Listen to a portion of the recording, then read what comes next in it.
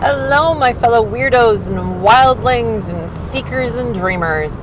Welcome to An Abysmal Perspective, and I will be your tour guide as always. I am Vi, the Abysmal Witch, and today I am once again challenging certain beheld practices and beliefs that maybe it's just in the phrase. Maybe everyone thinks of it the same way I do. It's just in how it's said that it's a little cockamamie. I don't even know where cockamamie comes from, and I'm always wonder in those moments if I'm going to end up saying something racist, but it is a fun thing to say, cockamamie. Idea. We are talking about ground and center. Twitch. Why am I twitching? Ground and center. Ground and center? You don't ground and then center. You gotta center and then ground. But I get ahead of myself ever so slightly. So, much as this channel is meant for those who already have a sense of things weird, magical, and otherworldly, let me take a moment, for the sake of clarity, as I go into my quasi-ranting state on this topic, to go into what I mean by ground and center, or as I ever so much deeply prefer, center and ground. If you've ever been in a Wiccan, pagan ritual, or actually any meditational place where you become a tree, for example. You feel the energy inside of you, and it goes down through your core channel, and you extend roots from the bottom of your feet or from your tailbone down into the earth, and you grow these roots down to the core of the earth, and you connect with the energy of the earth, and the energy of the earth comes up through those roots and through your body, and then that energy grows up and up through the top of your head and through your upper limbs and becomes like branches reaching up into the stars, and you feel the sunlight and the starlight reaching down upon you, and that energy also filters down through those branches back down into your core, where the two mix and mingle and fill you with you have centered and grounded, in essence, by what most people mean when you have done that. Centering from my perspective, my abysmal perspective, and for most people, I suspect, but I don't remember the last time I read an actual definition on it. Centering for me is coming into the place internally where we are our most fully dynamically balanced self, is one way of putting it. So if you're doing it physically, a great way to explore your center is to play with potent posture, is a term that I got from Irene Lyon of Smart Body, Smart Mind. Great program in many ways. And the potent posture is done, and this really is just about finding center. It's one of the ways that can be explored. You are standing upright, you keep your body upright, and you lean your whole body forward a little, and back a little. And suddenly I'm flashing on the Tin Man in Wizard of Oz, how he would lean from forward, back, side to side, in a crazy amount that you're like, how are you doing that and not falling over? There were probably wires involved. But without wires involved, you still do it, you just do it smaller. And if you do that far forward, far back, far forward, far back, forward, back, a little forward, a little back, a little less forward, a little less back, and you keep doing that, you will eventually come to a place which may not feel like your normal standing center place, but is a centered place, because you have explored into reaches of distance to go, this is far to my right, this is far to my left, and then this is still to my right, and this is still to my left. And because we reach out so far, it's like recalibrating ourselves to what those extended places are in relation to us. Sorry, it's seriously getting hot in here, and I don't have AC, and if I blow the fans from the car, it'll blow hot air, and life is cruel. So we'll see how far I get in this. Until I melt. Melting. Who would have ever thought that little girl to have such wickedness in her? I'm melting. Also driving by somebody who has radio and windows open. So centering is that finding of balance. And you can do it forward, back, side to side. That'll give you a physical balance. There's another fun one with your pelvis, and I should do that on an Abysmal Pilates episode one of these days. It does require a partner to really get a strong feeling of it, though you can do it on your own. That's physical. Mental, emotional, we tend to feel centered when we feel solid. The same as that physical centeredness. When we are physically centered, we are at ease, for one thing. There is an ease, a quality of little effort to being in that space. On one hand, if your centered place is very far from where you normally are, it can feel like a lot of effort to be there, but at the same time, there is a grace and an ease to being in the position that your body kind of will also, at the same time, even if it's like, oh my God, this is work, go, but it's simple.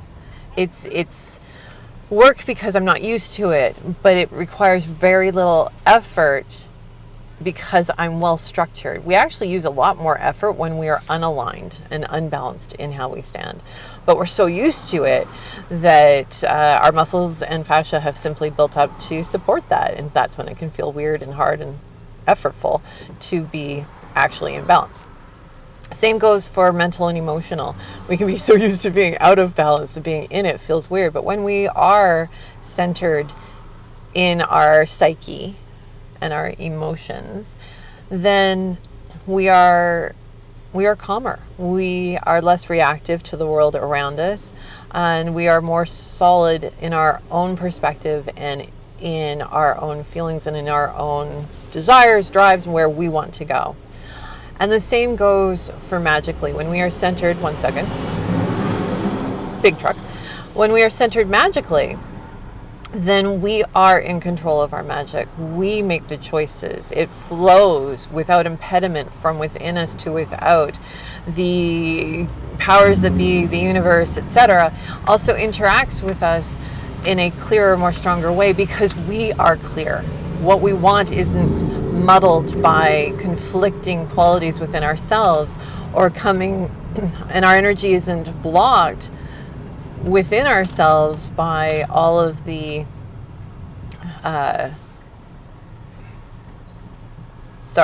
traffic moment, isn't blocked within us. When we are out of alignment energetically, those create blockages as well, and impacts the energetic flow of what we're creating, how we interact, how others perceive us and interact with us. So there's a lot of that kind of impact. So that's one way to look at centering. Another way that I like to engage with it is I very much grok the idea of the hollow. Before something can be in a space, there needs to be a space for it to be in. Kind of goes with the before light can shine, there needs to be a darkness for light to shine in. Kind of, sort of, kind of. But you can't put something down if there's not space for it. You can't put something into something unless there was space to put it into. That hollow that we go into, that space that exists waiting, I feel I should do a topic another day to talk about the hollow, because it has some very beautiful fundamental things going on with it, such as I'm not going to go into the hollow right now. What I am going to go to, though, is how the hollow can resonate with us. So if we just take it kind of a little bit on faith that the hollow is a very cool, energetic, and philosophical and spiritual concept, that space, that hollow, like the before the Big Bang happened in a hollow. Let's put it like that. Before we existed, before life existed, there was the hollowness, and then poof, suddenly there was something there. In that hollow space, creation becomes possible. In that hollow space, change is possible. In that hollow space, we can become. In our bodies, I would argue that our hollow space, at least from a energetic perspective that aligns from my point of view ever so nicely physically, is between the heart and solar plexus chakras. So kind of bottom, not up here in your chest where your heart is, but in that midpoint of the sternum, so down below, Basically, if you put fingers on your heart or heart chakra, fingers on your solar plexus, and you literally pick the spot in between the two, or maybe a little higher, but it's going to be a little individual for everybody anyway. So somewhere in there is where I work with the idea of the hollow. And the reason it attaches nicely physically is, what do we got going on there? We have our lungs, which is really the hollow in our bodies where we take in air and release air, and an esophagus that's taking the food down into the belly, which often will feel hunger, but that part is just a tube in that section traveling from the outer cavity mouth into the space into our inner cavity of stomach, where it's like, but that space is just a transient tube. There's nothing, aside from the organs, yes, are there and holding up space and doing their jobs. It's still just traveling through. It's still a hollow space. So that's part of why I like it there. And for me, I do feel that the spiritual spark of the universe that exists inside all of us has a tendency to like to dwell within the hollow. I just realized it blocks me a little. So, hollow, super fun, super cool. Centering, therefore, is about finding that inner space within where we are at our most balanced self, and I draw that focus into that hollow space, not exclusively, because our center of gravity is lower, and it's different for everyone, and women, men, different as well as to where it sits. So that is another center. There are multiple centers in our body. The hollow is just one of them. Centering is about picking one and placing yourself from that core of yourself so that you are not so easily blown up around by the world around you, so that you are as intrinsically you as it is possible for you to be. And they've stripped the road, and I'm really trying to figure out where I should be right now. Okay, that's centering. Grounding. Most of what I've heard with grounding comes to you connect with the ground, and when you're over-energized, take your energy and give it to the earth, which is problematic, and in some ways, good in others. It's true. If you are like, too much, too crazy, too everything, grounding your energy into terra firma, totally valid way to go about it. I tend to a more respectful, be aware of the ground that you're putting the energy into. It's not just there to absorb our energy. Your energy can just be absorbed, but it can also have impact. And some people are the earth is huge and can take it all. And I'm like, yes, the earth is huge, but that particular patch of green or brown, as the case may be, because it's pretty dry right now, is what it is and can take what it can take. So I think there should always be some nuance in it that we should be bringing into some awareness of what we are doing with our energy, and not just be like, the mother of the planet can take care of us and everything will be fine. There is a delightful, sometimes harmful naivete to that I haven't had in so long that, maybe it's blissful. But that's not where I'm at. So you're here with my perspective, so you're getting this one. Righto. So grounding, that idea.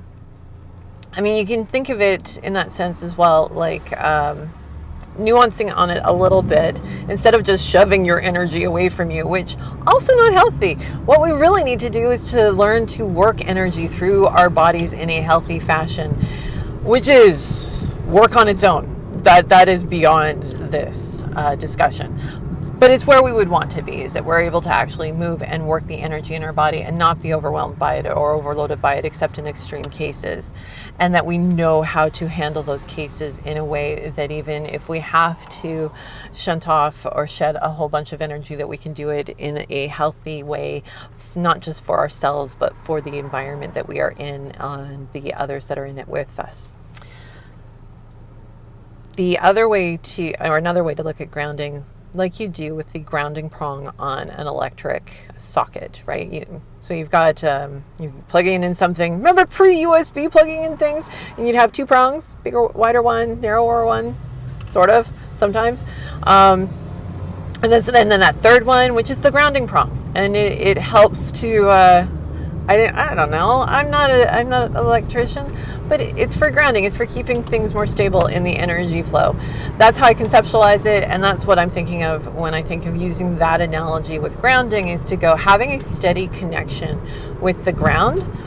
That actually I'm better at, or better with, I should say. Also better at, because it's more of what I do with the ground on a regular, near consistent basis, allows us to regulate our energy between what we have going on and what is going on in the planet. We are in relationship with Terra 24/7. We are part of the great being that is Terra. We are one of the microcosms on her macrocosm, if you will. So being in relationship matters, and whether we are aware of it or not, we are always cycling energy with the planet. Very practical level with the food. We take in food, which is other things that have grown on the planet, and then we excrete stuff, and, not now so much, but, waste management in the olden days, manure, it's a thing. I wonder if they used to use human shit for manure back ever, or if it was always seen as more of a shameful, toxic thing. But I digress. So that regulating with, and if we do it on a really regular basis, then what we arrive at is a kind of a natural third prong on our energy, if you want to call it that, for us with Terra, so that we're not just cycling our energy ourselves and having to manage it solely that way, but also that we are rather naturally and instinctively at that point, because we've built up the connection and the practice, cycling with Terra, and having a natural, excess will kind of naturally bleed off, but in very useful ways. And depleted, we're not just going to suck dry the environment around us, but we will get that additional support from the environment around us as needed, because it's a relationship that we engage in consistently. We come into that healthy give and take response. Okay, so grounding, awesome, nifty noodles. You do not have to ground. Let me just side trip this for a second. You do not need to ground to Terra, it turns out. Who knew? Not I, though I was the inspiration for somebody else realizing this and pointing it out, because they were like, do you realize that you ground to the moon? I was like, what? They're like, yeah, you ground to the moon. I ground to the moon. Yeah, I was grounding to the moon. I really do attempt these days to keep grounded to terra firma, but, it is a thing, and it's something to be aware of.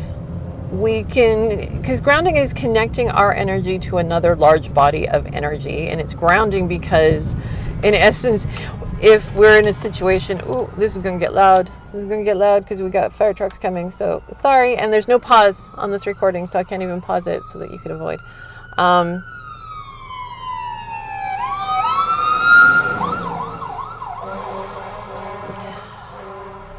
Right. So where there is, think of it like gravity, right? If something is big enough to have a gravity well that will pull us in, it's probably big enough to ground to. If it isn't, let's just assume it's not, because then we're not into a grounding kind of situation where the amount of our energy isn't going to significantly disrupt the overall essence of the other side of the equation. I said the overall essence. The immediate essence could still be overwhelmed, and that's still something that, healthy relationships mean being aware of and taking care of those moments. So just as my little side note on grounding, does not actually have to be to the planet. It could be to other planets and such that are close enough for us to connect with. Right. So with all that, with that sense of what centering is, and a sense of what grounding is, I feel like there's something else I'd like to say on grounding. I mean, I've already had please, just because you're feeling extra energy in your body does not necessarily mean that you need to immediately ground. In fact, let's move away from this idea of grounding being just like, dump all the energy all the time. Hopefully you're getting to a place of understanding why I'm saying we center and then we ground. Because if we ground when we are not centered, we are not in the best place to judge where we are at energetically, nor can we manage our energy in the best way, nor are we managing our relationships in the best way. You don't ground and then find your center. You don't, I can't think of a good analogy. I'm sorry. The things that are hinting in the back of my head are making me smile, but they're not quite coming to the forefront enough that I could share whatever my hindbrain is finding amusing in this moment. But it's no bueno to go and ground and then center.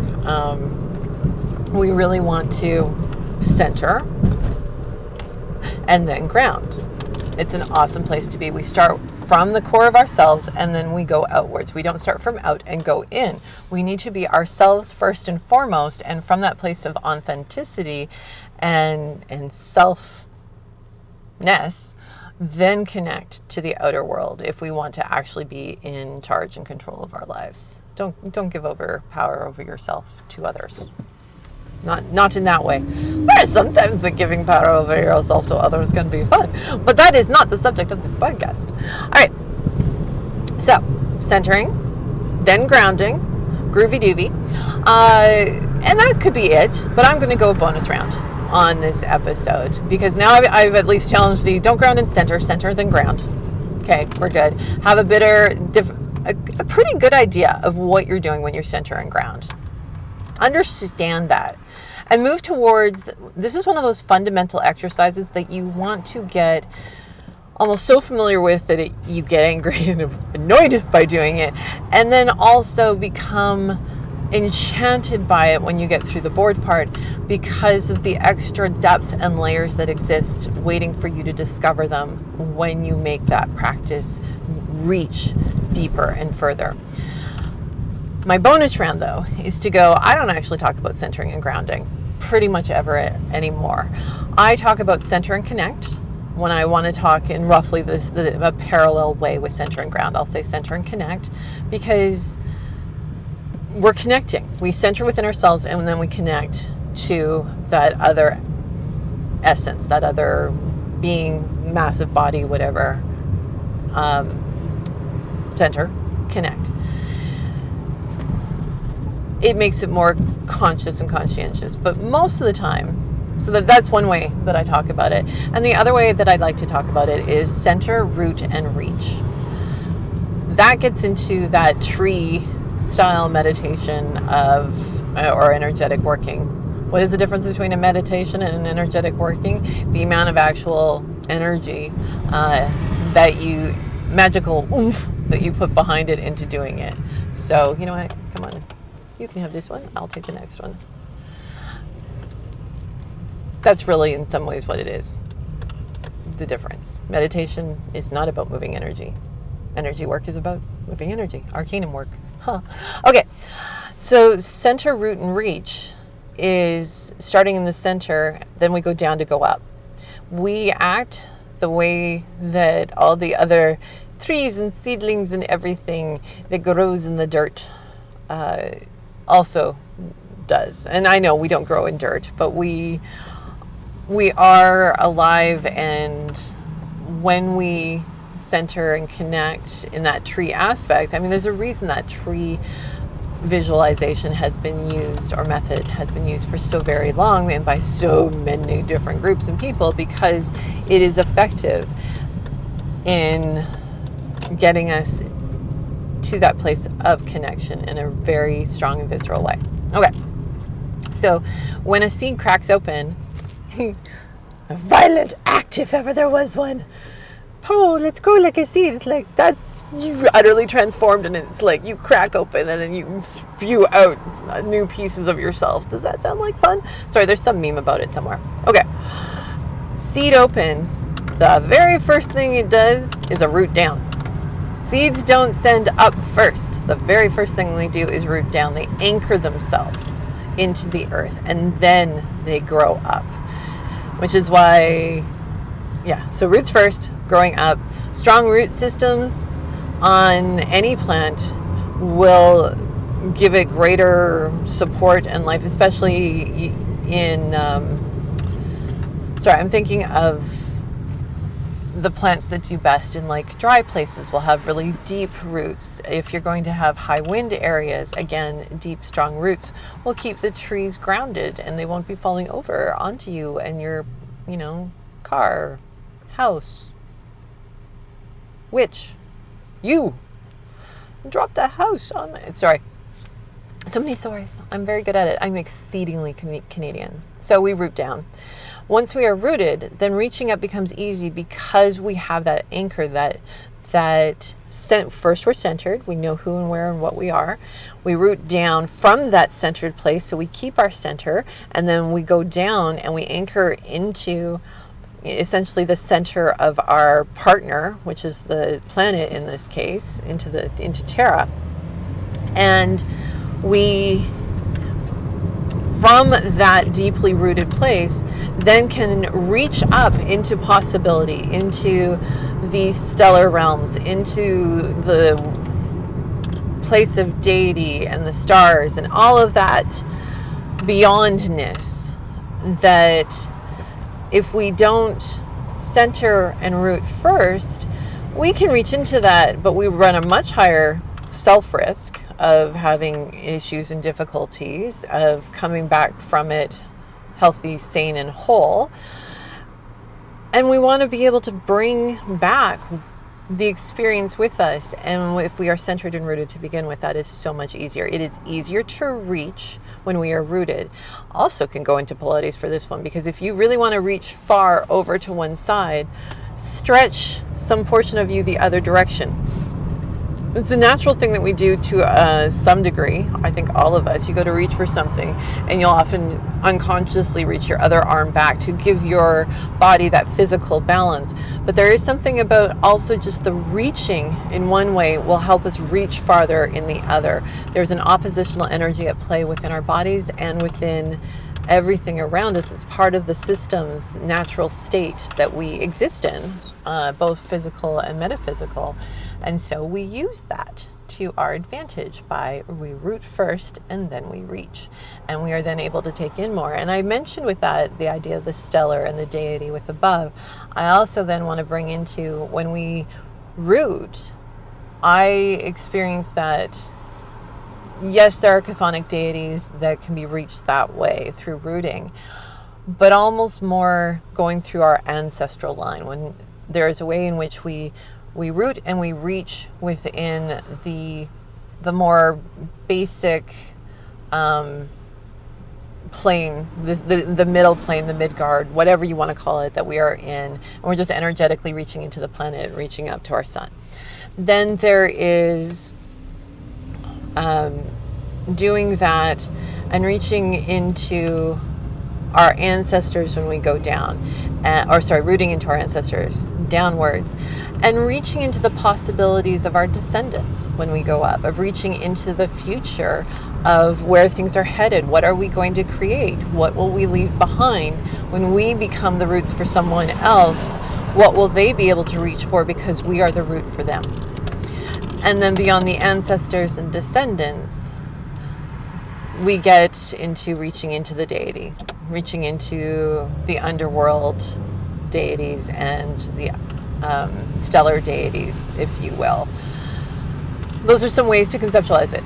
I will once again say, this is my perspective. This is how I have come to view things at this time in my life.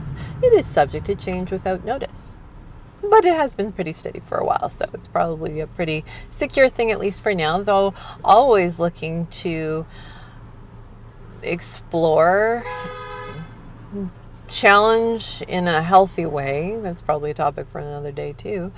And I'm always open to the idea of things and my perspective shifting and changing. I think that is a very critical and healthy thing for us, particularly for magical folk to engage in. It's kind of like sanity. It's one of those things that we really need to hold to in certain very specific ways in order for us to be able to operate in the unseen and be healthy and provide health to the world around us as we do so. All right, my lovelies, it has been glorious being here with you and having this fun topic to just distract me as I melt away inside of my unair-conditioned car. But it's a safer car. The money that was going to go to air conditioning went to replacing the struts that were very broken, and were probably a miracle that no bad accident had happened before they actually got fixed. So, yay for that. I'm really glad to, be alive, not have caused harm to anyone else, and that my puppy never ended up in a dangerous situation. But melting, melting, melting.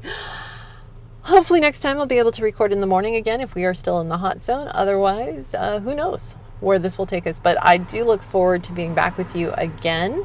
Take wondrous, glorious care of yourself and others. Blessings of the dark and bright and weird and wild to you. Blessed be.